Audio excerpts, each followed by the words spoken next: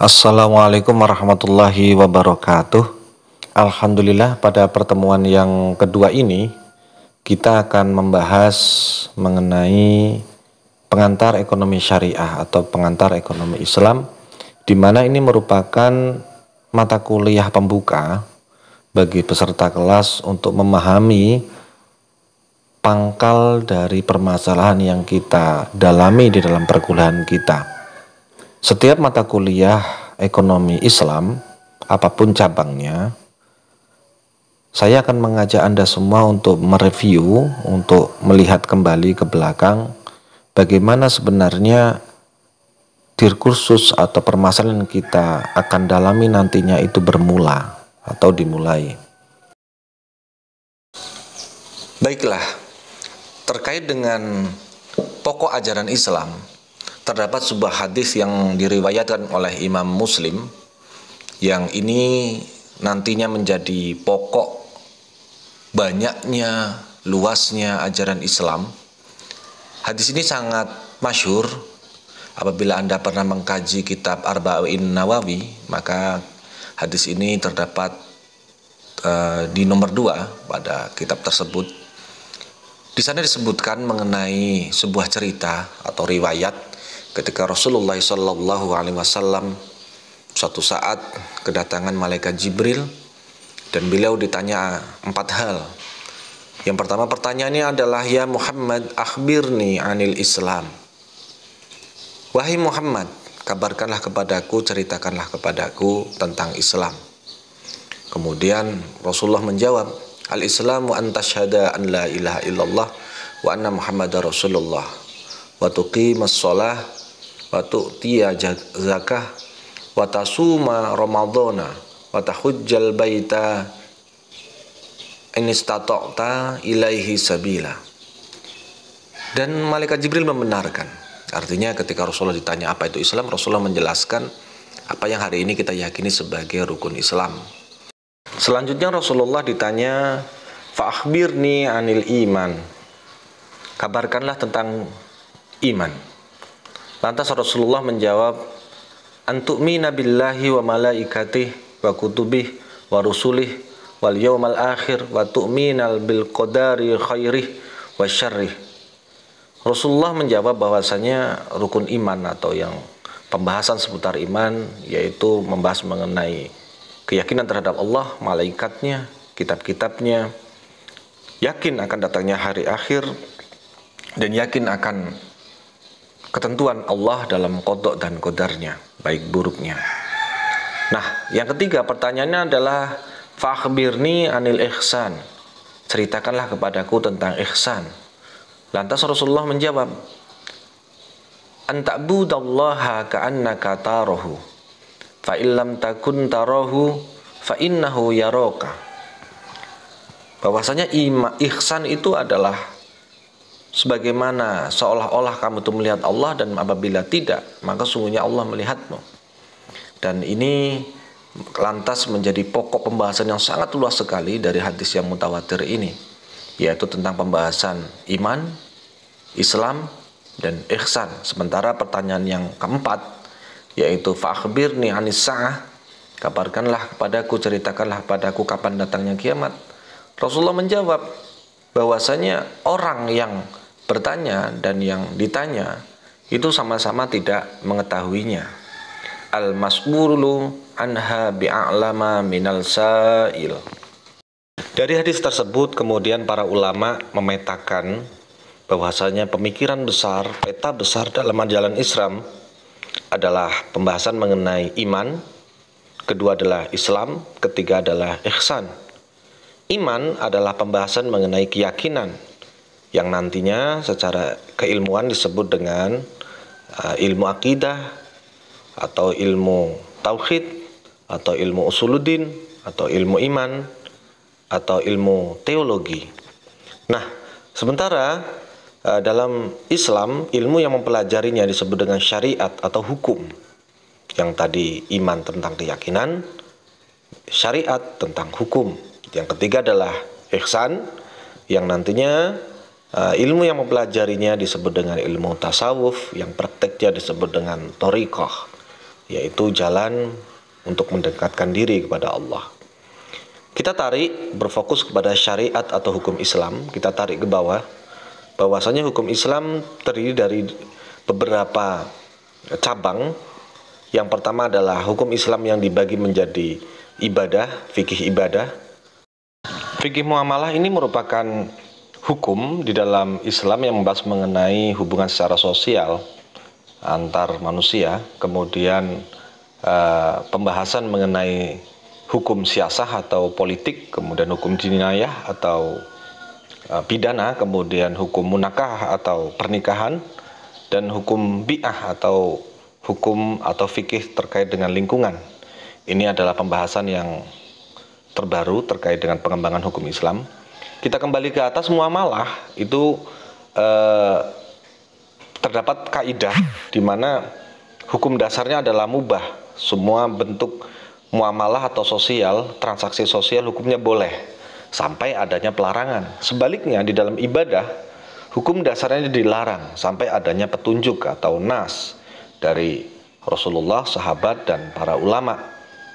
Jika kita lihat secara muamalah, nantinya hubungan sosial ini diturunkanlah atau dikembangkanlah ilmu pengetahuan terkait dengan ekonomi, yang ekonomi sendiri nanti memiliki berbagai macam cabangnya, mulai dari manajemen, kemudian produksi, dan lain sebagainya. Terkait dengan sub akidah, mari kita bahas. Yang pertama adalah akidah terkait dengan keyakinan atau ikatan, suatu yang kita yakini, yang tumbuh dari hati nurani yang paling dalam seorang manusia, yang darinya kemudian terbangun suatu sistem kepercayaan dan gaya hidup. Akidah sifatnya kekal dan konstan, artinya tidak berubah dari waktu dan tempat. Antara akidah mulai dari Nabi Adam, Nabi Isa, kemudian Nabi Zulkifli, sampai Nabi Muhammad sebagai penutup, selalu sama. Dan akidah merupakan implementasi dari rukun iman, sebagaimana tadi kita sempat bahas. Sementara syariah secara etimologi adalah jalan, ya, atau peraturan-peraturan dan hukum yang telah digariskan oleh Allah pokok-pokoknya dan dibebankan kepada umat manusia untuk ditaati sebagai penghubung antara manusia dengan Allah sebagai pencipta dan antar sama manusia. Syariat dalam hubungannya antara manusia dengan Allah tidak akan berubah, baik disebabkan oleh waktu dan tempat atau fikih ibadah. Ini nantinya masuk ke dalam rukun Islam. Jadi secara peribadatan pada prinsipnya secara umum sama, hampir setiap agama pun sama. Ada sholat, puasa, kemudian haji, dan lain sebagainya. Berbuat baik, berderma, dan lain sebagainya. Syariat dalam hubungannya dengan sama manusia dapat berubah sesuai waktu dan tempat berdasarkan hasil ijtihad atau fikih muamalah. Ini yang menyebabkan hukum Islam selalu berkembang secara pesat mengikuti perkembangan zaman, khususnya di zaman digital ini. Nah, terakhir sebagai sebuah sub pembahasan besar adalah mengenai ihsan. Ihsan ini erat kaitannya dengan akhlak atau tata krama, atau sering disebut juga dengan ihsan, yaitu peribadahan kepada Allah seolah-olah engkau melihatnya, kalaupun engkau tidak melihatnya, maka ia melihatmu. Nah, ini yang menjadi pokok dari pembahasan ilmu tasawuf, di mana membentuk pola pribadi umat Islam yang memperhatikan benar hubungannya dengan Allah. Implementasi akhlak atau ihsan ini adalah selalu berbuat baik, dilihat maupun tidak dilihat oleh manusia, karena kita yakin bahwasanya apapun yang kita lakukan senantiasa di dalam dan di bawah pengawasan Allah Subhanahu wa taala. Baik, bagaimana Islam itu menggali hukum? Nah, ini kan dari ajaran Islam tadi, dari 3 tadi itu. Nah, kerangka hukum dalam Islam ini ada beberapa. Ada disebut dengan sumber hukum, ada disebut dengan perangkat hukum, ada disebut dengan hukum itu sendiri. Nah, Al-Quran dan As-Sunnah itu sumber hukum. Ingat ya, Al-Quran dan As-Sunnah itu sumber hukum, bukan hukum. Ya, bukan hukum yang maksudnya hukum yang bisa langsung terapan begitu, bukan. Itu sumber hukum. Ya, sumber keyakinan, sumber nilai. Itu Al-Quran dan As-Sunnah. Artinya apa? Artinya ketika kita ingin menggali hukum dari Al-Quran dan hadis, kita itu harus melengkapi diri dengan sejumlah keilmuan. Contoh misalnya Al-Quran. Untuk menggali ilmu dari Al-Quran, kalian setidaknya harus menguasai pertama apa yang disebut dengan tafsir Quran. Harus menguasai, yang kedua menguasai cabang ilmu ilmu alat. Nanti ilmu alat ada tafsirnya lagi. Ada ilmu nahwu, shorof, kemudian mantek, balaghah, bayan, ma'ani. Itu sudah 7. Kemudian untuk menguasai Al-Quran, kamu harus menguasai ilmu yang disebut dengan munasabatul Quran, hubungan antara satu ayat dengan ayat yang lain di beda surat atau satu surat. Kemudian menguasai ilmu asbabun nuzul, menguasai ilmu rasmul Quran, penulisan Quran, menguasai ilmu muhkam mutasyabihat, mana ayat muhkam, mana ayat mutasyabihat. Kemudian menguasai ilmu banyak sekali ya, ada 9 atau berapa itu keilmuan untuk menguasai Quran. Yang hari ini kamu ada lagi mempelajari ilmu tajwid, itu juga ilmu Quran. Ya, tajwid kita selama ini kan kalian mungkin kita semua belajar Quran baru Iqra juz 3 mungkin ya. Ada yang mungkin sudah ini, bahkan ada yang baru mulai belajar Quran sejak masuk IAIN secara serius ya di BTA itu tadi. Tapi ya nggak apa-apa gitu loh. Tapi itu belum cukup syarat gitu loh. Untuk mengambil hukum langsung dari Quran itu masih kurang sekali syaratnya. Artinya apa ya, kita pasrahkan kepada orang yang menguasai ilmu itu gitu loh. Begitu juga dengan as-sunnah, sama seperti tadi, hanya kalau di Al-Quran itu asbabun nuzul, kalau di Quran itu asbabul wurud. Nah makanya kalau ada banyak sekarang beredar jargon-jargon yang menyesatkan menurut saya, yaitu jargon marilah kita kembali kepada Al-Quran dan As-Sunnah. Itu salah menurut saya. Buat apa kita kembali kalau kita nggak pernah pergi? Jadi yang benar itu bukan kita kembali kepada Al-Quran dan Sunnah, tetapi yang benar adalah marilah kita berangkat dari Al-Quran dan Sunnah. Kalau kita kembali kepada Al-Quran dan Sunnah, kita kembali ke zaman Zahiliyah, di mana Quran itu awal sekali diturunkan. Kita sudah ribuan tahun sekarang. Maka yang berkembang, yang seharusnya berkembang adalah marilah kita berangkat dari Al-Quran dan Sunnah. Di sini nanti setelah ilmu-ilmu tadi terkumpul, para ulama akan membahas sebuah pembahasan. Dari pembahasan ini nanti menemukan pokok-pokok hukum fikih yang disebut dengan usul fik. Di situ nanti ada istimbatul hukmi atau metodologi perumusan hukum, melibatkan banyak hal. Tadi sudah melibatkan ilmu alat, ilmu Quran dan As-Sunnah, melibatkan maqasidus syariah atau pokok-pokok pensyariatan Islam, tujuan beragama Islam. Yang ketiga juga melibatkan perjalanan sejarah atau tarikh tasyri' al-islami. Bagaimana hukum itu terbentuk, itu bagaimana. Jadi hukum yang terbentuk hari ini itu nggak akan pernah lepas dari bentukan hukum-hukum sebelumnya. Nah, dari usul fikih ini nanti setelah memunculkan qawaidul fiqhiyah, muncullah yang disebut dengan fikih atau hukum Islam. Nah, setelah menjadi hukum Islam ini baru bisa kita pakai. Ya, baru bisa kita pakai. Jadi kalau kita langsung memakai Al-Quran dan Sunnah, kamu baca Al-Quran Sunnah boleh. Berhukumnya silahkan saja, tetapi tetap melihat tafsirannya seperti apa menurut ulama. Tidak langsung main kamu terapkan. Kalau langsung kamu terapkan, kamu bisa jadi ya teroris itu kan begitu, tanpa tafsir, tanpa apa. Quran langsung di itu saja. Padahal dia terbatas, nggak pernah ngaji, nggak pernah apa. Bahkan kadang hanya terjemahan saja modalnya. Dia nggak pernah tahu, misalnya lafadz qayyum, hayyun, lafadz misalnya di dalam Quran itu kan ada tafsir, misalnya tafsir misalnya alif lam mim aja itu sudah banyak sekali tafsirnya. Ada yang menyatakan alif itu Allah, lamnya adalah Jibril, mimnya Muhammad, ada lagi macam-macam. Nah, ini perlu diketahui. Nanti setelah menjadi produk hukum, barulah bisa kita gunakan. Maka kalau misalnya tidak ini, kamu misalnya orang awam, ya cukup sudah kita ikut sama ulama saja. Dari mana ya? Dari produk-produk hukum fikihnya saja itu. Jadi fikih ini yang paling bawah ini. Nah, inilah perjalanan hukum, bagaimana dari Islam itu dari Al-Quran, As-Sunnah sampai menjadi hukum yang bisa kita nikmati sampai hari ini. Nah, ini sudah berjalan selama ribuan tahun begitu ya. Jadi tidak mungkin tiba kita secara ini kita menjahiliahkan diri kembali langsung kepada Al-Quran dan Sunnah dengan mengabaikan seluruh keilmuan keilmuan yang ada.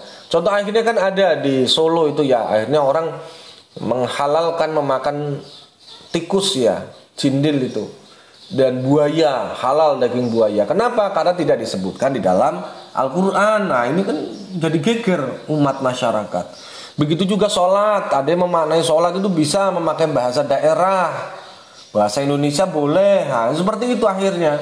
Kadang langsung kembali kepada Quran gitu loh. Rasulullah kan orang Arab, lah kita orang Jawa, ya sudah pakai bahasa Jawa sholatnya. Seperti itu akhirnya muncul penyesatan akidah seperti itu. Nah ini kalian sebagai calon sarjana hukum nantinya ya, sebagai calon sarjana yang akan berhadapan dengan banyak masyarakat, banyak warna masyarakat, kalian wajib menguasai yang seperti ini. Baik, nah lantas kalau tadi sudah Al-Quran, As-Sunnah, kemudian muncul usul fiqh. Nah usul fiqh ini nanti di sini, di usul fiqh yang tengah-tengah itu muncul nanti berbagai macam bentuk mazhab.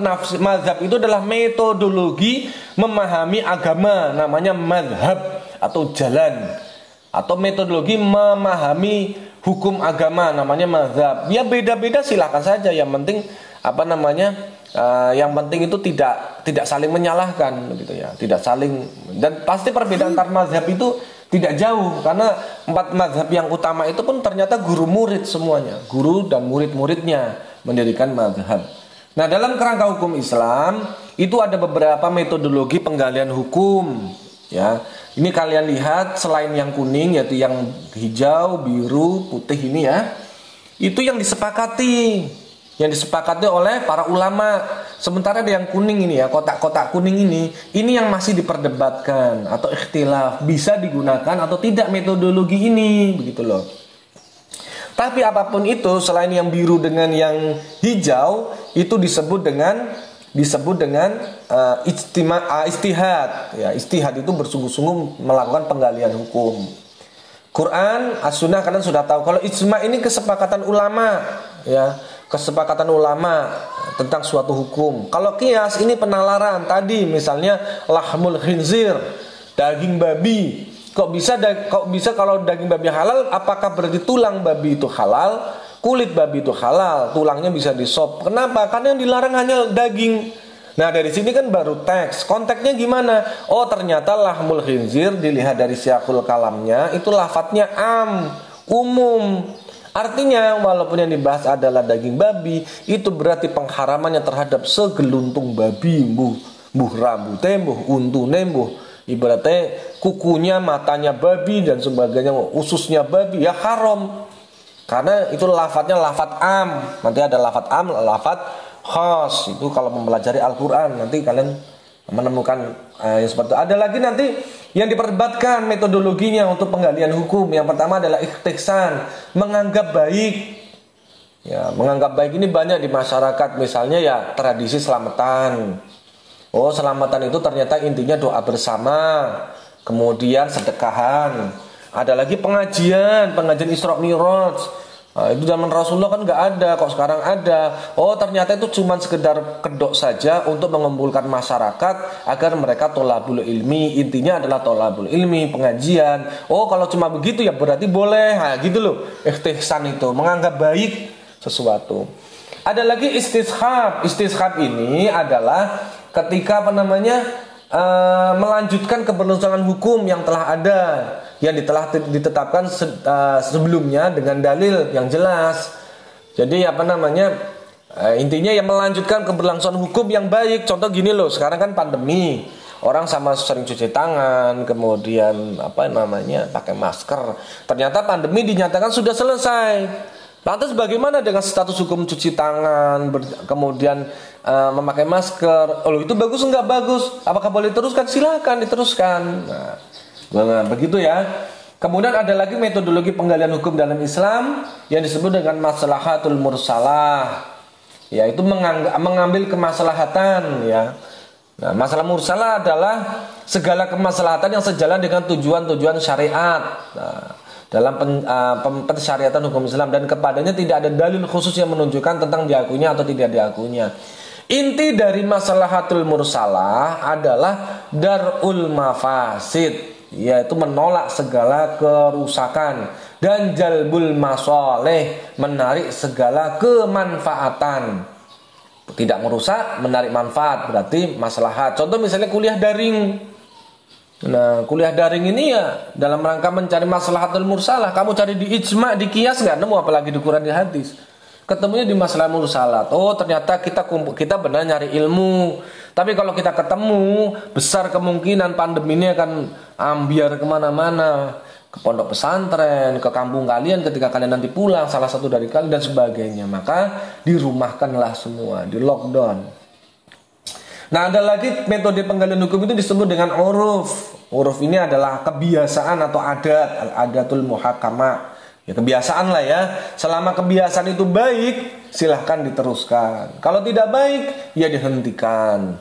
Contoh dulu orang kalau misalnya mau selamatan, nah, ada sedekah bumi.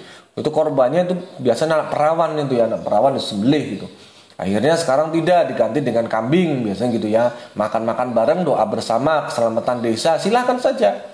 Mau selamatan, mau sedekah bumi, mau sedekah laut, mau sedekah kali, mau sedekah langit, silahkan saja. Yang penting tidak menyimpang secara akidah dan secara syariat. Ya, itu. Jadi kita jangan kaku dalam beragama. Apa yang kita tidak tahu berarti tidak ada. Itu salah. Kamu nggak pernah ngaji, tapi gampang sekali mau ini dilarang, itu dilarang. Loh, kamu tahu nggak? Setahu saya nggak ada. Loh, karena kamu nggak tahu apakah jadi nggak boleh? Iya, itu namanya egois. Ya, maka sebelum kamu mengatakan ini boleh atau tidak boleh, lebih baik kamu kaji dahulu. Kalau kamu tidak kaji dahulu, ya tanya sama orang yang paham. Nah, kan begitu. Ada lagi qaulus sahabi, perkataan sahabat, itu bisa dijadikan cara menggali hukum. Ada syar'u man qablana. Syar'u man qablana ini persyariatan agama-agama sebelum kita, tapi masih bersejalan dengan agama Islam. Ini banyak sekali ya, banyak sekali. Karena syariat itu pada prinsipnya berkesinambungan dari satu generasi ke generasi yang lainnya. Nah, ini ada uruf yang satu lagi, sebetulnya ini adalah syar'u man qablana, sadul zaroi di sini ya, cara penggalian hukum. Nah, sebetulnya hakikat dari pensyariatan itu apa? Hakikat dari pensyariatan itu ada dua kok. Misi syariat Islam itu ada dua. Yang pertama adalah daf'ud dharra, menolak kemudaratan. Yang kedua adalah jalbun manfaah, mendatangkan kemanfaatan. Intinya apa? Maslahat. Ya, kebaikan intinya dalam Islam itu. Ya, intinya ini. Nah, tujuan misi pensyariatan Islam apa? Yang disebut dengan maqasidus syariah. Misi tujuan syariat Islam atau maqasidus syariah adalah mewujudkan kemaslahatan manusia dengan memenuhi kebutuhan daruriyat, hajiyat dan tahsiniyat menurut Abdul Wahab Khalaf. Kemudian mengambil manfaat dan menolak mudaratan dalam rangka memelihara tujuan-tujuan syarak. Tujuan syarak tersebut adalah memelihara 5 pokok kehidupan, yaitu memelihara agama atau hifdzuddin. Perhatikan pada itu apa namanya, tabel itu ya. Kemudian memelihara jiwa atau hifdzun nafas. Ketika memelihara akal, hifdzul akal. Kemudian memelihara keturunan, yaitu hifdzun nasl. Memelihara harta atau hifdzul mal. Ini tujuan semua agama, tujuannya begini. Satu hifdzuddin, bahwa melindungi keyakinan. Maka dalam Islam sendiri la ikraha fiddin, nggak ada paksaan masuk agama Islam. Salah kalau kamu itu memaksa orang lain masuk agama Islam. Tetapi boleh diupayakan, tapi jangan sampai dipaksa. Tetapi kalau sudah masuk agama Islam, itu kalau kamu mau ingin keluar atau murtad, itu ada ketentuannya. Ya, ketika murtad yang bisa sampai bahkan bisa dibunuh begitu ya. Kalau murtad dari ajaran Islam. Nah, ini penting. Masuknya nggak dipaksa, tapi kalau keluar kamu nanti dulu gitu loh. Kenapa gitu? Nah, yang kedua adalah hifdzul nafas, penjagaan atas jiwa. Dalam Islam kita nggak boleh sembarangan membunuh manusia, membunuh hewan, semut begitu ya. Nah, kecuali dia fawasik dan mengganggu, misalnya nyamuk, kecoa, ular misalnya yang memang mengganggu. Kalau tidak mengganggu ya nggak usah, karena secara biologi kalian tahu kalau mereka itu adalah rantai makanan. Kamu musnahkan semua, rusak alam ini. Nah, maka membunuh jiwa termasuk misalnya membunuh jin. Nah, itu nggak boleh, dosa sama dosa membunuh manusia, karena mereka juga mukallaf. Ketiga, tujuan dari pensyariatan Islam adalah hifdzul aql, keterjagaan atas pikiran. Dalam Islam, bodoh itu bisa jadi dosa. Bodoh itu bisa jadi dosa. Suatu saat nanti ada orang masuk neraka, dia nggak tahu dosanya apa, ternyata dosanya adalah kebodohannya dia. Ya dia nggak tahu siapa Tuhannya, sampai segede ini nggak tahu siapa itu Allah. Apa ciri-ciri Tuhan itu nggak tahu. Bedanya Tuhannya dia dengan Tuhan yang lain dia nggak tahu. Wah, celaka benar orang begini.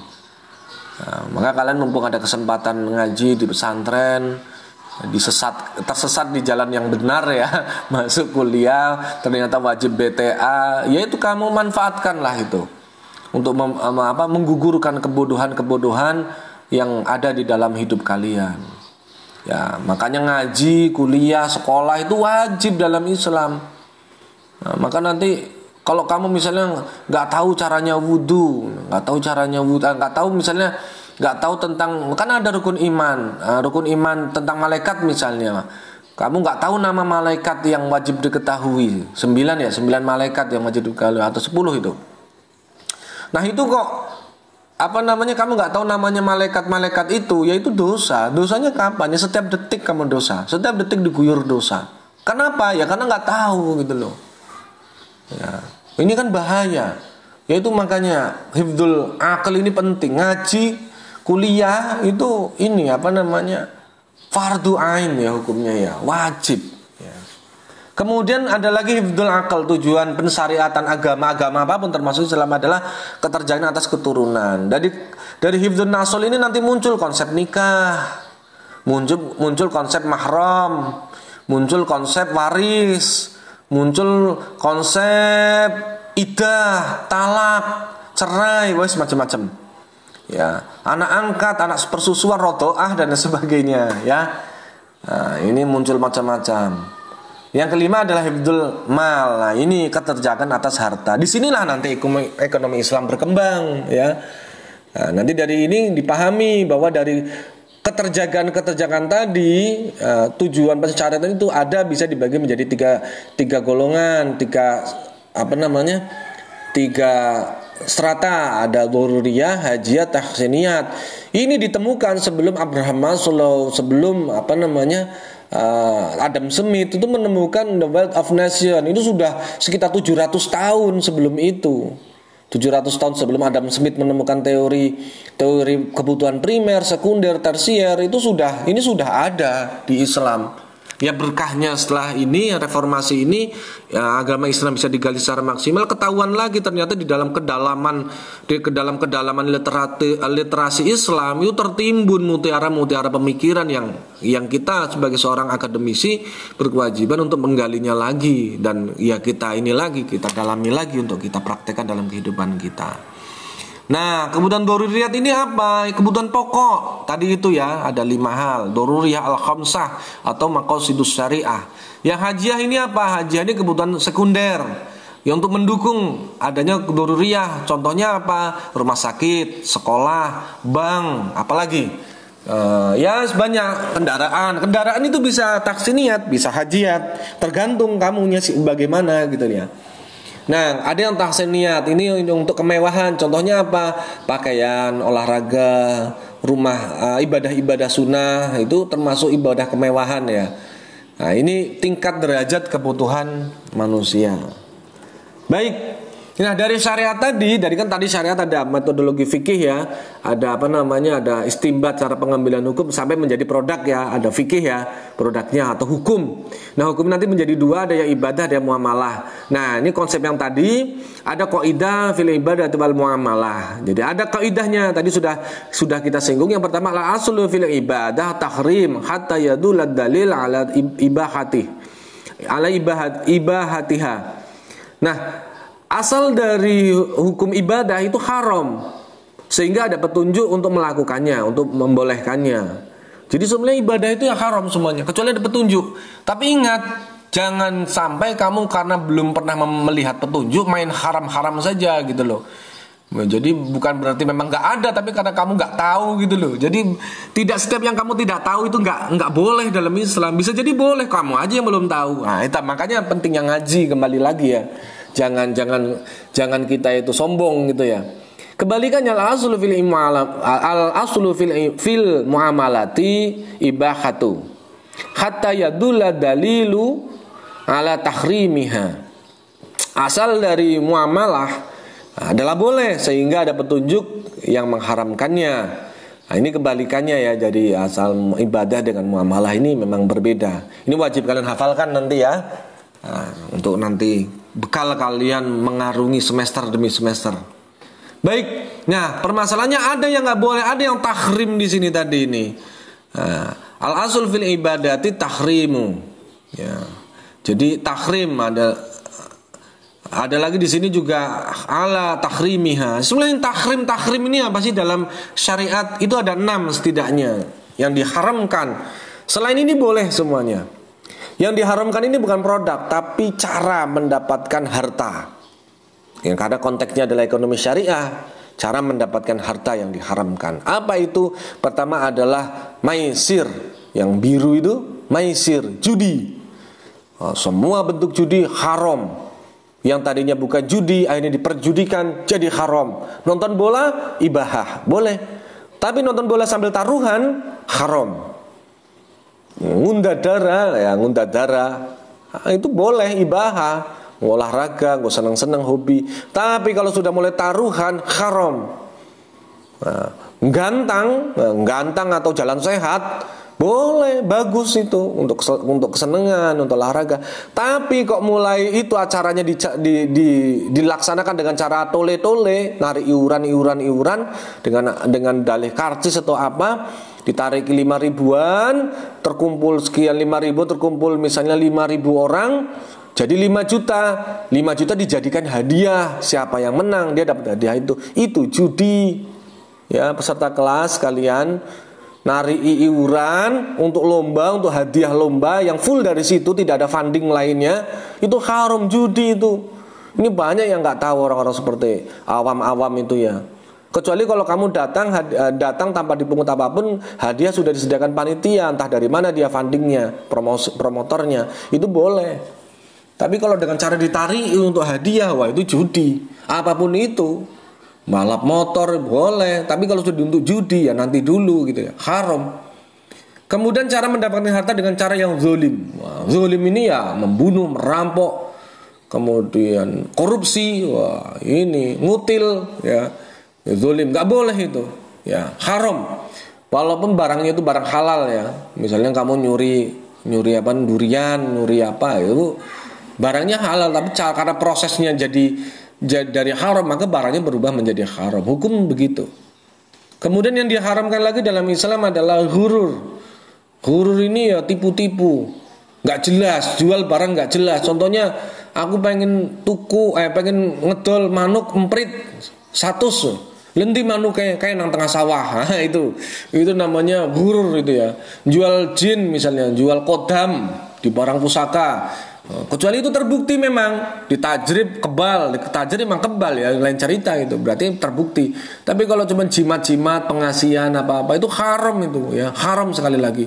Bahkan nanti selain haram secara bisnis, secara transaksi itu juga secara akidah juga bisa terjerumus kepada dosa paling besar yaitu musyrik. Ghurur ini ya itu angan-angan.